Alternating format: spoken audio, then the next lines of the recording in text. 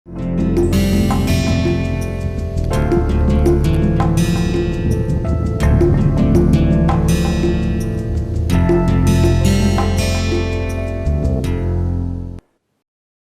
Video में हम अंतिम मार्केट संरचना जिसका अध्ययन हम इस कोर्स में करने वाले हैं, अल्पाधिकार ओलिगोपोली, उसकी शुरुआत करेंगे। ऐसे तो शुरुआत हमने एक पहले के ही वीडियो में कर दी थी, बट शुरुआत करते के साथ ही हम लोग डाइग्रेस कर गए थे, मूव कर गए थे। हमने कहा था कि ओलिगोपोली को समझने के लिए खेल के सिद्धांत को, गेम थ्योरी को समझना आवश्यक होता है। इसकी वजह से हम अपना डिस्कशन ओलिगोपोली के लिए स्थगित करते हैं और गेम थ्योरी के बारे में बात करते हैं। तो गेम थ्योरी भी एक बड़ा ही वास्ट सब्जेक्ट है। हमने जस्ट ऊपर का सरफेस स्क्रैच किया है, थोड़ा सा बेसिक चीजों को समझा है, ताकि ये चीजें हमें अल्पाधिकार को समझने में मदद करें। तो आइए इस वीडियो में अब हम अल्पाधिकार के बारे में बात करते हैं। अल्पाधिकार को इंग्लिश में ओलिगोपोली कहते हैं। ओलिगोपोली जो है सो दो शब्दों से के मिलने से बना है, और ये दो शब्द हैं ओलिगोई और दूसरा वर्ड है पोलेन। ओलिगोई का इंग्लिश में मतलब होता है अ फ्यू, जिसको हिंदी में हम कह सकते हैं थोड़ा, और पोलेन का मतलब होता है टू सेल, बेचना। जब थोड़े लोग बेच रहे होते हैं, है ना, लिमिटेड नंबर में 5 लोग, 6 लोग, 4 लोग, 2 लोग बेच रहे होते हैं, छोटी संख्या में लोग बेच रहे होते हैं, तो ऐसे मार्केट को हम लोग ओलिगोपोली मार्केट कहते हैं। तो एक बार चूंकि अब तक हम बहुत सारे मार्केट संरचनाओं को, मार्केट स्ट्रक्चर को समझ चुके हैं, तो आइए हम सारे मार्केट संरचनाओं को एक साथ देख लें। एक दूसरे से कंपेयर भी हो जाएंगे और इससे हमें ओलिगोपोली समझने में मदद भी मिलेगा। इसके लिए कुछ चीजें मैं फिर से रिवाइज कर दूं। बेसिक हमने पहले भी बात किया था, फिर से एक बार बात कर दूं। एक था होमोजीनियस प्रोडक्ट, है ना, जिसको हम कह सकते हैं एक रूप उत्पाद। अलग अलग कंपनी बना रही हैं, अलग अलग फर्म प्रोड्यूस कर रही हैं, उत्पादन कर रही हैं, बट हर का उत्पादन करीब करीब, क्या मतलब, थ्योरेटिकली अगर सिद्धांत कहें तो एक जैसा ही है। ये कमोडिटी मार्केट में जैसे अनाज वगैरह जो बिकता है, कहिए धान, एक किसान का धान दूसरे किसान के धान जैसा ही होता है। अगर बासमती की एक वैरायटी बेच रहे हैं तो सब जितने भी किसान वो वैरायटी बेच रहे हैं, एक ही जैसा होगा। तो वैसे प्रोडक्ट को हम एक रूप उत्पाद कह सकते हैं। अब जैसे डिफरेंट पेट्रोलियम कंपनी होती हैं, बट वो पेट्रोल बेच रही होती हैं, तो सबका उत्पाद एक ही होता है, चाहे वो इंडियन ऑयल हो, चाहे हिंदुस्तान पेट्रोलियम हो, चाहे रिलायंस पेट्रोलियम हो, सबका उत्पाद एक जैसा ही होता है। तो अगेन वहां पे ऑयल जो है एक होमोजीनियस प्रोडक्ट है ना। और एग्जाम्पल अगर हम ले लें इलेक्ट्रिसिटी का, आजकल 2-3 कंपनियां बड़े बड़े शहरों में, दिल्ली, बॉम्बे में रिलायंस, टाटा इलेक्ट्रिसिटी डिस्ट्रीब्यूशन की कंपनियां हो गई हैं। जो भी इलेक्ट्रिसिटी डिस्ट्रीब्यूट कर रही हैं, वायर किसी का भी हो सकता है, लेकिन जो भी कंपनियां ये इलेक्ट्रिसिटी बेच रही हैं, उनका प्रोडक्ट एकदम एक ही है ना। एक इलेक्ट्रिसिटी सप्लाई को दूसरे इलेक्ट्रिसिटी सप्लाई से डिफरेंट नहीं कह सकते। तो ये सब एग्जाम्पल है आपका एक रूप उत्पाद का। होमोजीनियस प्रोडक्ट का अपोजिट अगर ले लें तो हमें मिलेगा जिसको हम कह सकते हैं डिफरेंशिएटेड प्रोडक्ट, जिसको हिंदी में हम कह सकते हैं विभेदित उत्पाद। हर कंपनी जो है ना, एक जैसा, यहाँ पे एक रूप नहीं, एक जैसा उत्पाद बनाती है, बट उनके उत्पादों में थोड़ी थोड़ी विभिन्नता होती है, कुछ विशिष्टता होती है, कुछ स्पेशलिटी होती हैं। जैसे कार के बारे में बात कर लें तो कार की कंपनी मान लीजिए मारुति 800 पहले था, या अल्टो था, सब छोटी गाड़ियां थी, लेकिन ये एक विभेदित प्रोडक्ट था। ऐसे कह सकते हैं कि जब एक रूप उत्पाद होता है तो सारे प्रोडक्ट जो होते हैं एक दूसरे के परफेक्ट सब्स्टिट्यूट होते हैं। यहाँ पे लिख दें परफेक्ट सब्स्टिट्यूट, है ना। इसको विशुद्ध स्थानापन्न कह सकते हैं। यहाँ पे विशुद्ध स्थानापन्न नहीं कह के हम लोग कह सकते हैं क्लोज सब्स्टिट्यूट, जिसको हिंदी में हम कह सकते हैं नजदीक का स्थानापन्न। कोई जरूरी नहीं है कि एकदम एक ही जैसा हो, थोड़ी विभिन्नता भी होती है ना। तो यहाँ पे हमें डिफरेंशिएटेड प्रोडक्ट मिल रहा है। तो ये कॉन्सेप्ट हम पहले भी पढ़ चुके हैं। ऐसे ही कुछ और कॉन्सेप्ट्स को हम लोग देख लें तो हमें समझने में आसानी होगी। दूसरा हम देख सकते हैं कि नंबर ऑफ फर्म्स। एक मार्केट में फर्म कितने फर्म हैं, कह लें कितने फर्म हैं, है ना। संख्या ज्यादा है या कम है, हमने बात किया था परफेक्टली कॉम्पिटिटिव मार्केट में, पूर्ण प्रतिस्पर्धा या पूर्ण प्रतियोगिता वाले मार्केट में, कि वहां पे बहुत सारे फर्म होते हैं। मोनोपोली में बस एक ही फर्म होते हैं, है ना। और ऑलिगोपोली में कुछ फर्म होते हैं, और मोनोपोलिस्टिक कंपटीशन में उससे ज्यादा फर्म होते हैं। कितने फर्म हैं बाजार में, तो ये हो गया।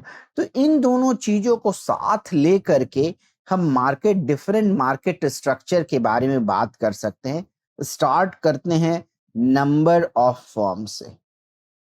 नंबर ऑफ फर्म्स, इसको हम लोग 3 भाग में बांटते हैं। एक भाग हो गया बहुत सारे, दूसरा हो गया थोड़े, और तीसरा हो गया एक ही फर्म है मार्केट।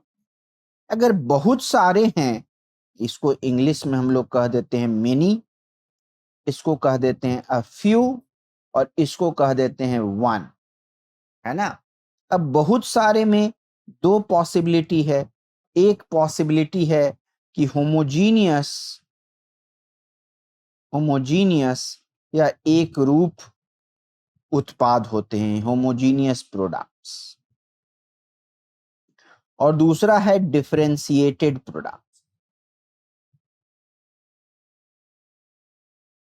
अगर बहुत सारे हैं फर्म और मार्केट में सारे फर्म होमोजीनियस प्रोडक्ट दे रहे हैं, तो हमें यहाँ पे परफेक्टली कॉम्पिटिटिव मार्केट मिलता है ना। डिफरेंशिएटेड प्रोडक्ट है तो यहाँ पे हमें मोनोपोलिस्टिक कंपटीशन मिलता है। निसंदेह ही होमोजीनियस वाले से यहाँ फर्म का नंबर कम होता है। काफी यहाँ से यहाँ आने में फर्म का नंबर काफी कम हो जाता है, एक ऑब्जर्वेशन है। फ्यू में 2 तरह की बात होती है। अगेन होमोजीनियस प्रोडक्ट है और डिफरेंशिएटेड प्रोडक्ट है। अगर होमोजीनियस प्रोडक्ट है, एक रूप प्रोडक्ट है, तो आपको यहां पे मिलता है ऑलिगोपॉली विथ होमोजीनियस प्रोडक्ट, हम कह सकते हैं, है ना। सारे लोग एक ही तरह की चीजें बना रहे हैं। और यहाँ पे हमें जब डिफरेंशिएटेड गुड है, यहाँ पे हमें मिलता है ऑलिगोपॉली विथ डिफरेंशिएटेड प्रोडक्ट।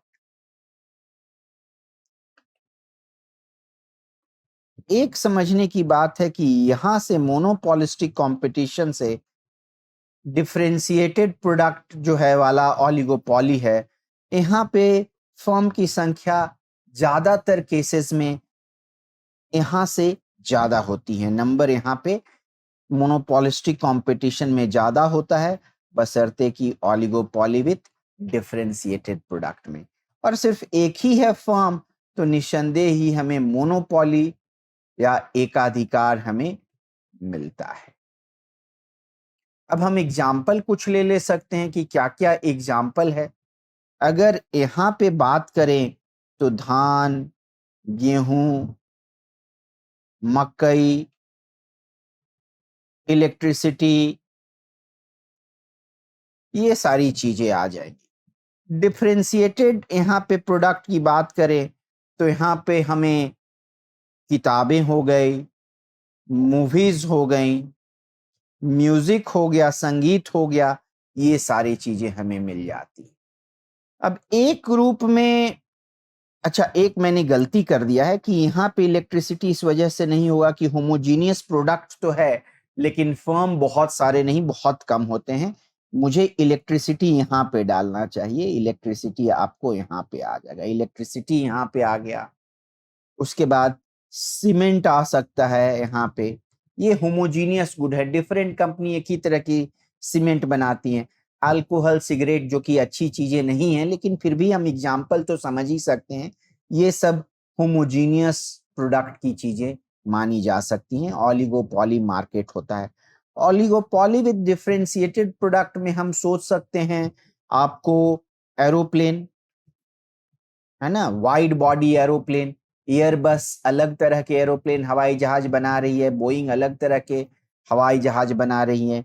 कार भी हो सकता है, एक कंपनी का कार दूसरी कंपनी के कार से डिफरेंट है, और बहुत फ्यू नंबर्स ऑफ कंपनीज होती हैं जो कि कार बना रही होती हैं। और अगर मोनोपोली में आ जाएं तो या तो आपको नेचुरल मोनोपोली दिखेगा, इलेक्ट्रिसिटी सप्लाई करने वाले वायर यहाँ पे हो जाएगा, रेलवे लाइन यहाँ पे हो जाएगा, सब ये सब सेवाएं प्रदान कर रही हैं, तो एक तरह की इंटेंजिबल वस्तु है। दवा हो सकता है, मेडिसिन जो कि पेटेंटेड है, तो ये सब मोनोपोली के केसेस में आ जाएंगे। तो अगर इस ग्राफ को देखें तो अब हमें ऑलिगोपॉली समझने में कठिनाई नहीं होनी चाहिए कि ऑलिगोपॉली में हमेशा थोड़े छोटे नंबर में फर्म होते हैं, है ना। हाँ, एक चीज मैं जरूर कहूंगा कि डिफरेंशिएटेड प्रोडक्ट का जो मोनोपोलिस्टिक कंपटीशन होता है और डिफरेंशिएटेड प्रोडक्ट का जो ऑलिगोपॉली होता है, समझना कभी कभी मुश्किल होता है। हाँ, आप ये क्वेश्चन का आंसर करें कि क्या इस मार्केट में घुसना आसान है। अगर हाँ आसान है, प्रवेश करना और निकलना दोनों पॉसिबल है बड़ा ही इजीली, तो आप मान लीजिए कि वो मोनोपोलिस्टिक कंपटीशन की तरह होगा। यहाँ पे ऑलिगोपॉली में थोड़ा एंट्री बैरियर होता है, थोड़ा प्रवेश करना मुश्किल होता है भिन्न भिन्न कारणों से। तो ये एक तरह से हम समझने की कोशिश कर सकते हैं। तो ये रहा एक बेसिक डिस्क्रिप्शन मार्केट स्ट्रक्चर का, और होपफुली इससे हम ऑलिगोपॉली समझ गए होंगे। तो आइए आगे देखते हैं कि अल्पाधिकार का कैरेक्टरिस्टिक्स क्या क्या है, लक्षण क्या क्या है ना। यहाँ पे लिख दें कैरेक्टरिस्टिक्स ऑफ ऑलिगोपॉली, और कह सकते हैं अल्पाधिकार के लक्षण। तो एक लक्षण तो है कि small number of dominant firms,